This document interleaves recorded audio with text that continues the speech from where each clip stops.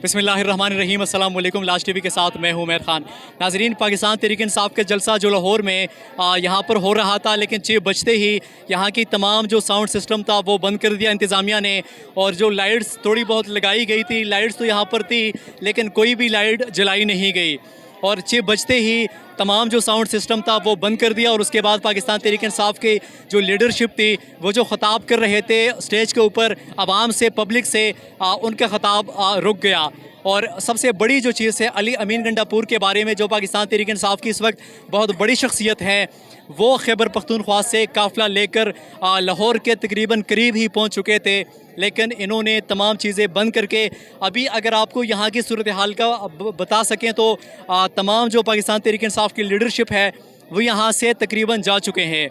और जो इस वक्त साइडों पे लोग मौजूद हैं, यानी कि बहुत बड़ी तादाद में यहाँ पर आज लोग आए थे। अगर आवाम के बारे में आपको बता सकूँ तो बहुत ज़्यादा तादाद में आवाम आए थे यहाँ पर। और जो बड़ा ग्राउंड है, बहुत बड़ा ग्राउंड है, और ये तकरीबन भर चुका था। इसमें सिर्फ ग्राउंड ही नहीं भर चुका था, बल्कि साइडों पर, रोड के साइड पे इर्द गिर्द बहुत सारे लोग मौजूद थे। लेकिन अभी मैं साइड पे आया और यहाँ पर एक सड़क के साइड पे एक लाइट जल रही थी, जो कि आमतौर पर जलती है, और आवाम यहाँ पर इकट्ठा होना शुरू हो गए थे। और यहाँ पर मीडिया भी पहुँच चुका था, लेकिन यहाँ पर इन्होंने जो लाइट्स हैं सड़क के साइड के जो लाइट्स होती हैं वो भी इन्होंने बंद कर दी। अब अली अमीन गंडापुर, मैंने यहाँ पर पाकिस्तान तहरीक इंसाफ के कुछ लोगों से बात की जो कि यहाँ से जा रहे थे। उनसे मैंने पूछा, मैंने कहा क्या सूरत हाल है, क्या अपडेट है जलसे के बारे में।